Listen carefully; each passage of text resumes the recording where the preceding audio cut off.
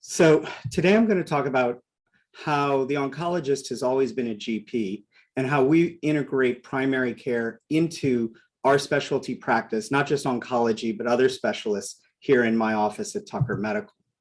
But first, I want to walk everyone through sort of a rationale of why we need to do this, how we got here, and why chronic disease, cancer, heart disease are all connected.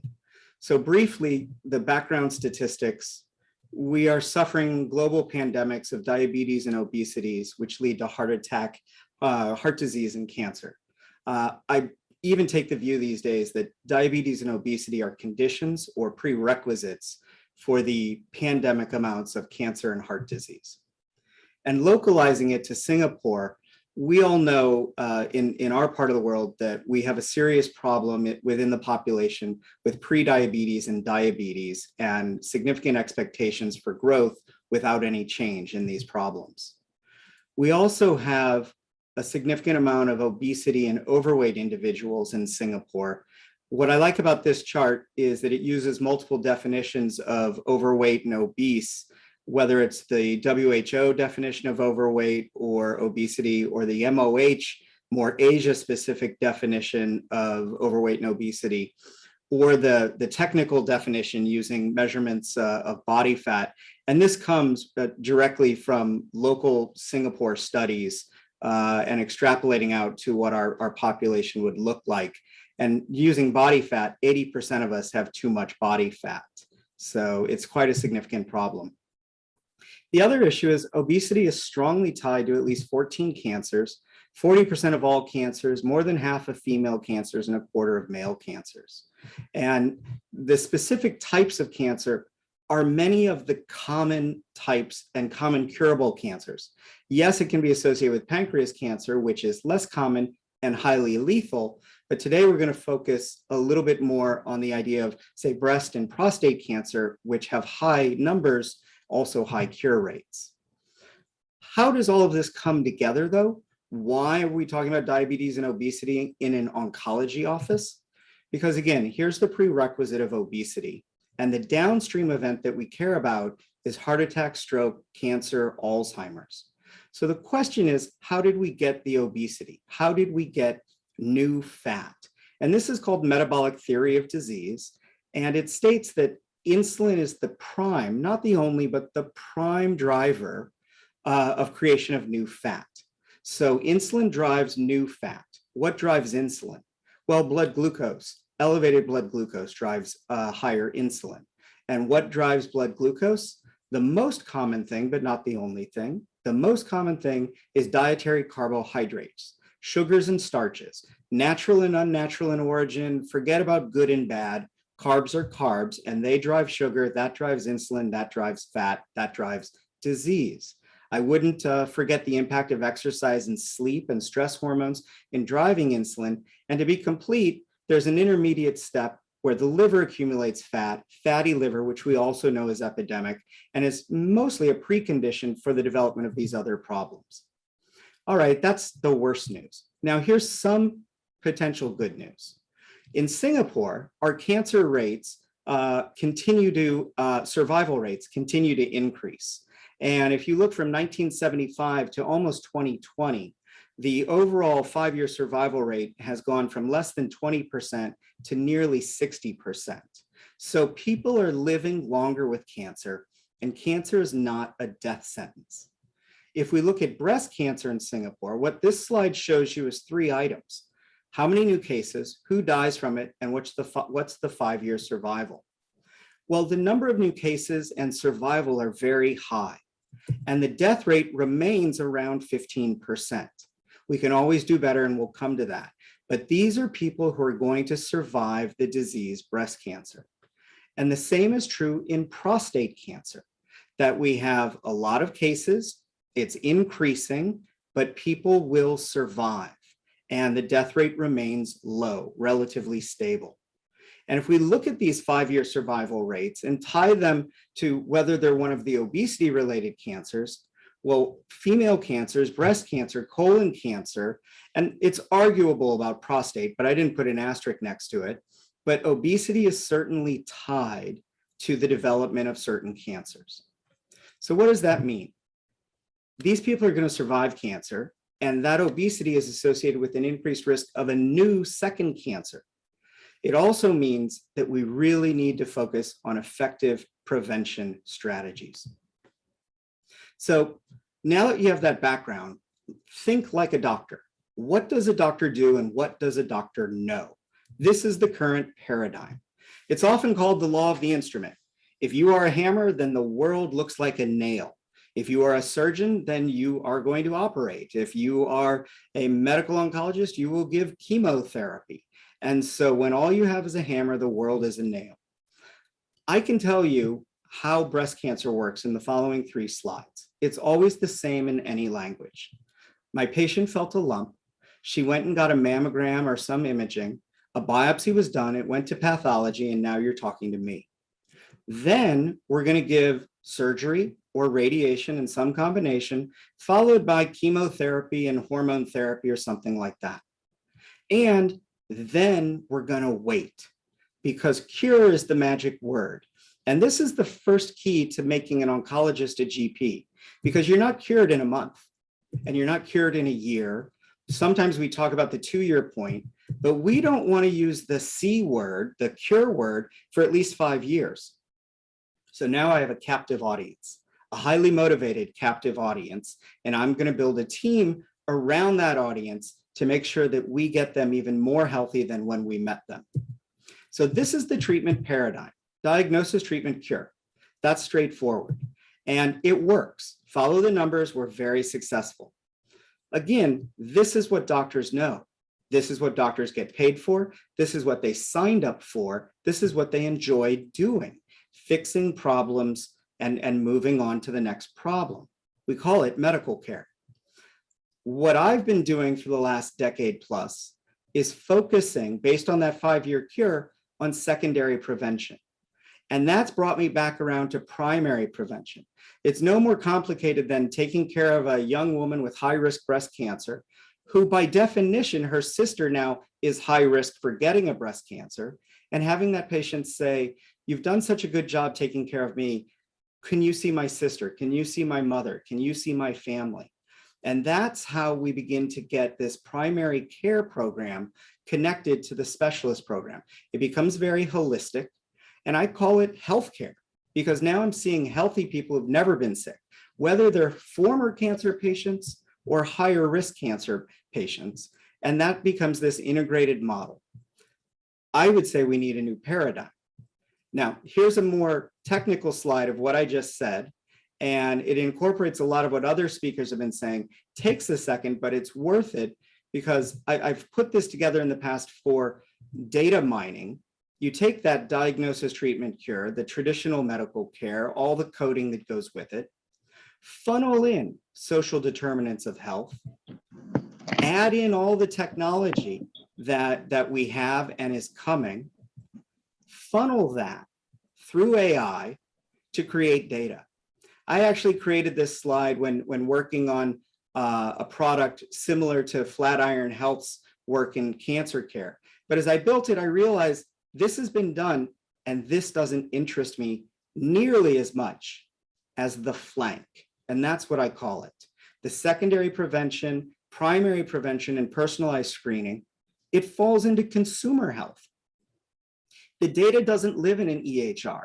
It may live in a personal health record, in a quantified self platform. It's more amenable to symbolic AI, as in expert in a box, than neural nets and back propagation.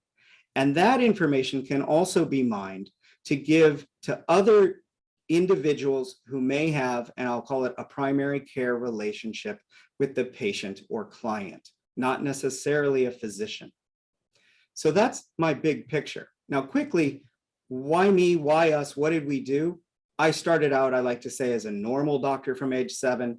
About 10 years ago at the oncology meetings, I had an epiphany that we needed to do more to prevent rather than just treat. I embraced what people call the 4 pillars of health, and I applied what I know about genomics and exponential thinking, my interest in triathlon and sport, and my lifelong love of gadgets and tech.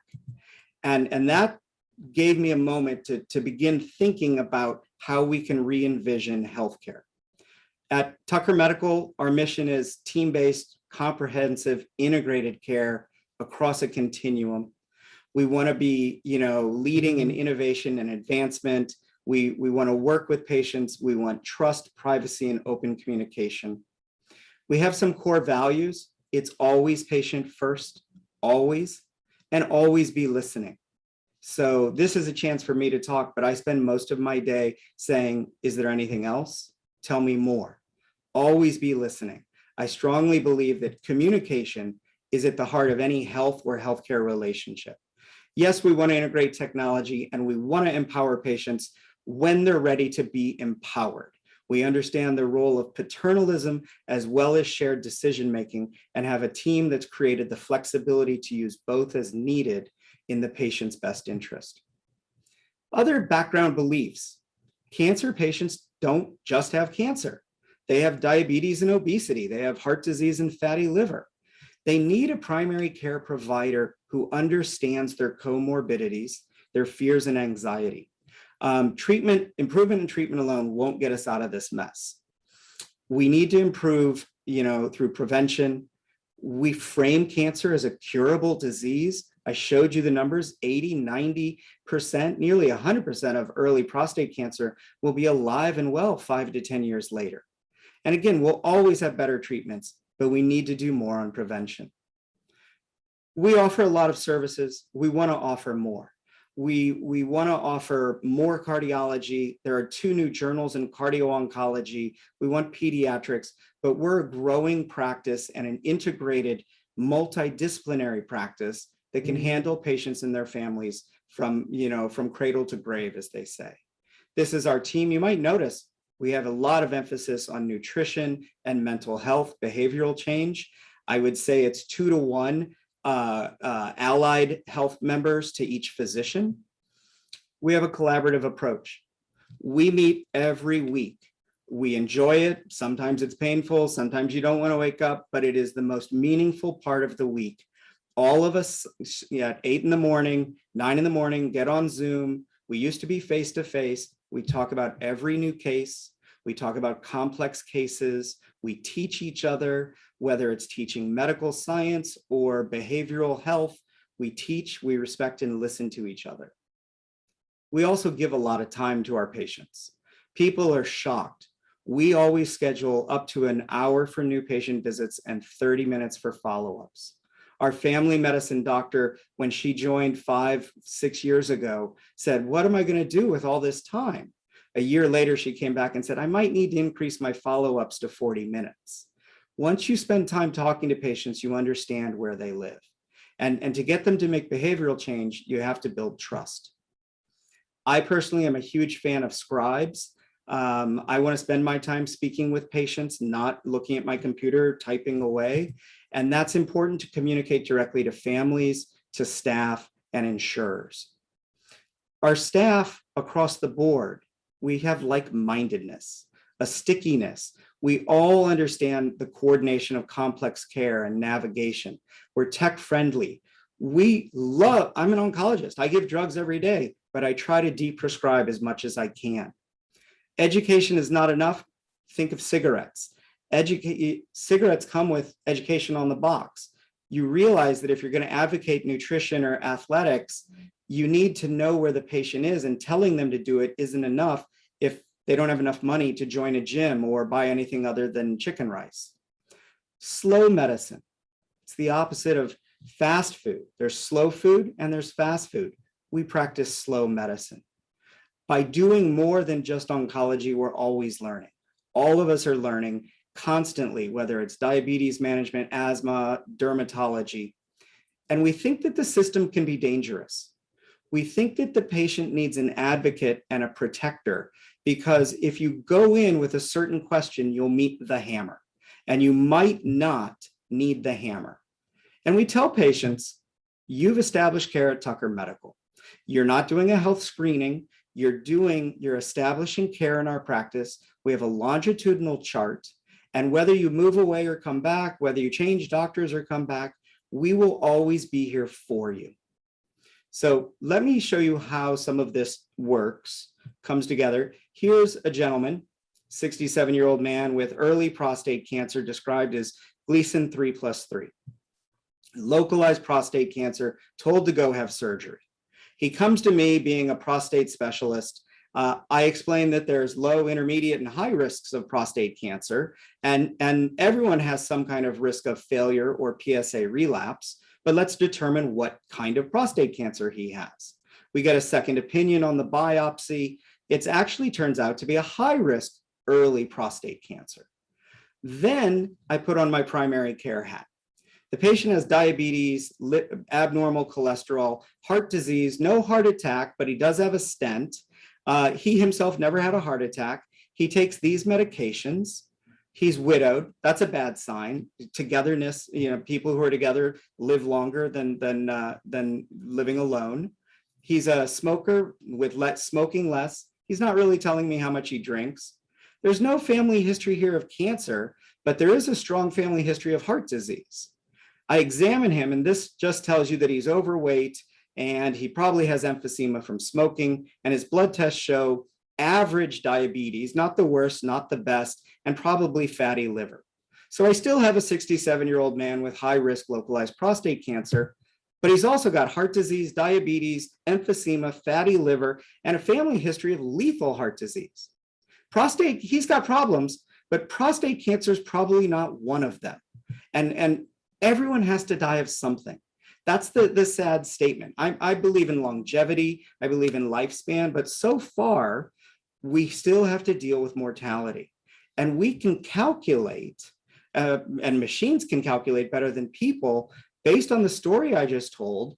He's got a 50% chance of a fatal heart attack, more problems of being admitted with emphysema, diabetes contributing to heart attack. He's got, over the age of 60, it's 4% per year risk of death from any cause. Prostate cancer untreated is 0% for early prostate cancer at 5 years. So we would look at him very comprehensively. Here's another example. Singaporean lady, female, comes to the hospital with a cough, short of breath, no significant family history. She had a lump in her breast. It was a large lump. It was metastatic throughout the body. It's a sample of what that might look like. She was told chemotherapy. She also had diabetes that was completely out of control and had never been diagnosed.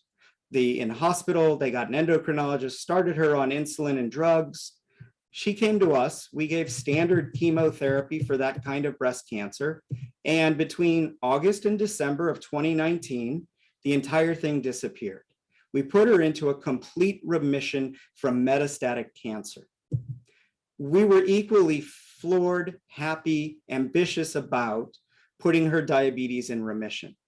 And we did so with education and nutrition and medication initially.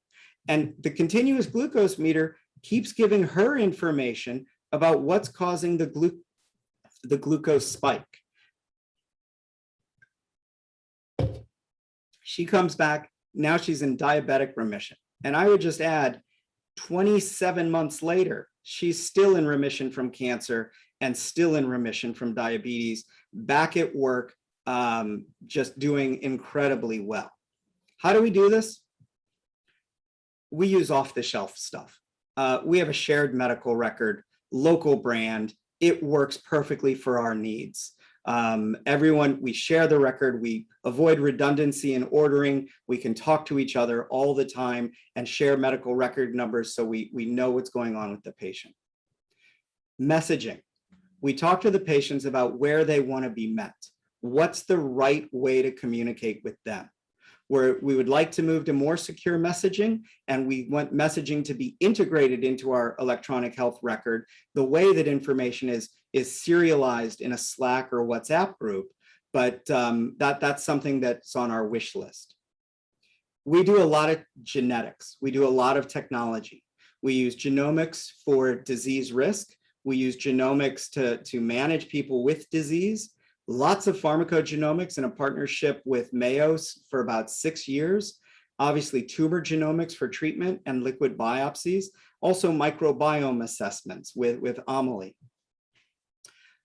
If you've ever heard me speak, I usually speak about wearables all day long. I think they're part of the future of medicine. But this is the game changer. Continuous glucose meters are a game changer for improving metabolic health in people at high risk, which means former cancer patients. As an example, steel-cut oats, the single worst thing someone could eat. This is a non-diabetic. This is pure carbohydrate and a huge glucose spike that you wouldn't know without the technology. So what's coming? So I think broad. I'm a health futurist. I get to do talks like this, and I spend time thinking about AI in healthcare. Sure, remote patient monitoring and data walls, predictive analytics are coming. Collaborative robots or cobots.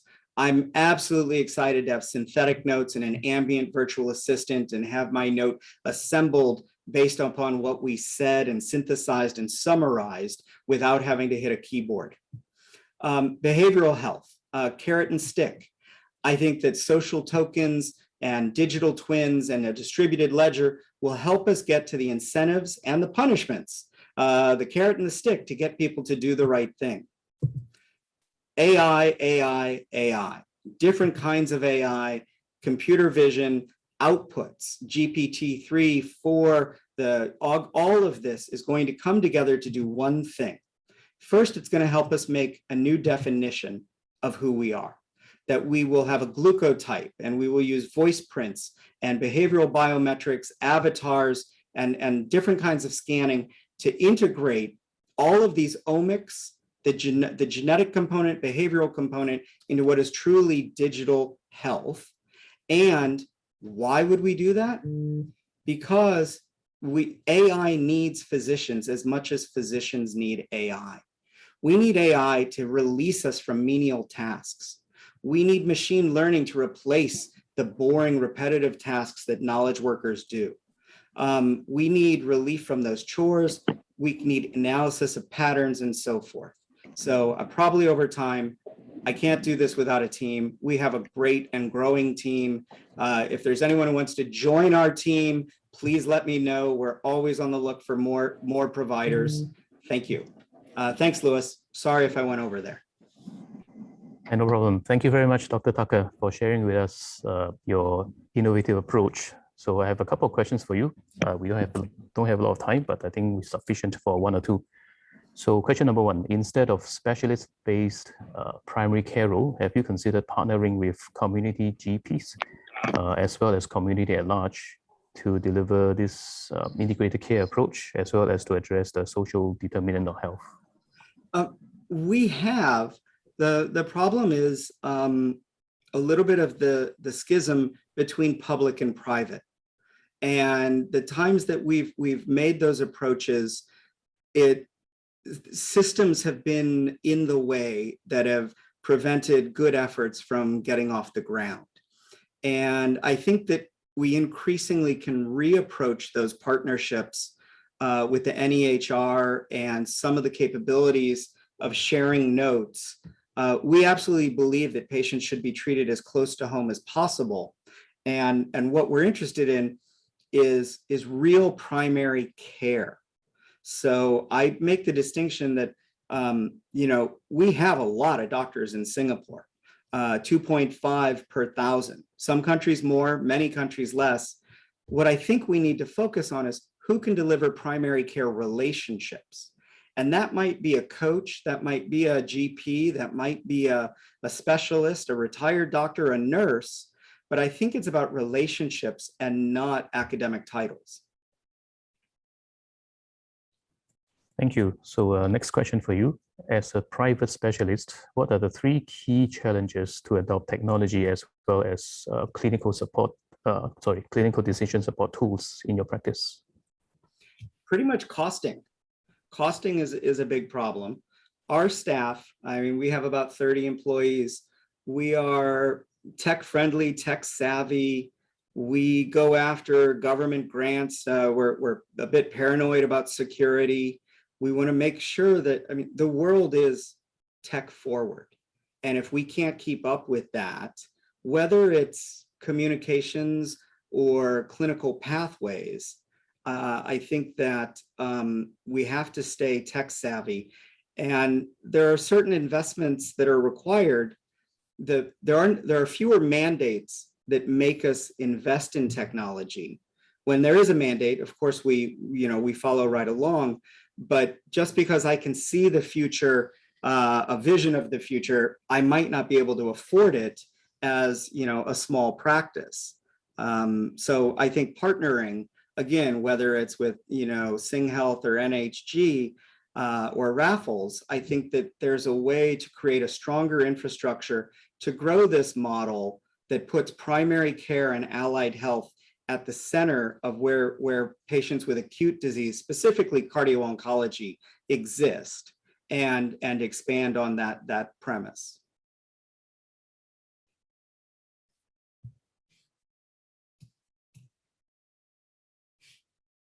Lots of questions over there. Sorry, realized I was on mute. Yeah, so we have time for maybe one more question, if you don't mind. What are some strategies to increase utilization rates for primary and secondary care for the patients who are unmotivated? Challenging one. For those who are unmotivated. Yes, so I've often said, what do you do with them? You stay close to them. You give them small challenges. Someone who doesn't want to exercise, find out, most people make health decisions because they feel poor health decisions because they feel a loss of control. And so you have to give people a sense of control. And as a simple thing, go out and exercise for a minute every day. I want you to take a walk, a 1-minute walk. Now you can tell people you exercise every day. They might not ask how long, but if I can begin to break that cycle that you can go 1 minute, then 2 minutes, then 3 minutes, we have a chance of breaking a vicious cycle around poor health choice, but also around self-esteem and behavioral behaviors that were not ingrained to the patient early on. Similar to the couch to 5K methodology to get people running. But you stay close and support them. Even when they make choices that go against what we recommend, we can learn from that, and hopefully they come back and tell us how it went. Yeah, in fact, if I may just slip in a curveball in the last minute of our session. Nowadays with social media, there's so much conspiracy theories, fake news, misinformation, disinformation. People nowadays checking with Dr. Google before they check in with the doctors. So when patients come to you with all these misinformation, or they keep thinking, well, whatever you tell me, I'm not very sure because my friend told me that, I read something about that. There's even a medical report or something. So what do you do? How do you deal with this? I take all their information in. I'm seeing 10 people a day with cancer. They're seeing one cancer doctor once in their life. It's my job to build trust. And so if you want to come in for 30 minutes and tell me about your Google search, I will listen to most of it, or I will take it from you. I think your example here, they probably came with printouts too. I will take those. And sometimes I learn something, absolutely. Most of the time it's something similar. I can always turn around and give them a contemporary up to date, but I want to listen to them and build trust and hear their story. And honestly, as you are giving to me, that giving people time to speak makes them feel happy and builds that trust. And so letting them go, and they tell a story, and my staff will look at me like, really? Okay. And then I'm going to say, wait, is there anything else? And they'll tell the story again.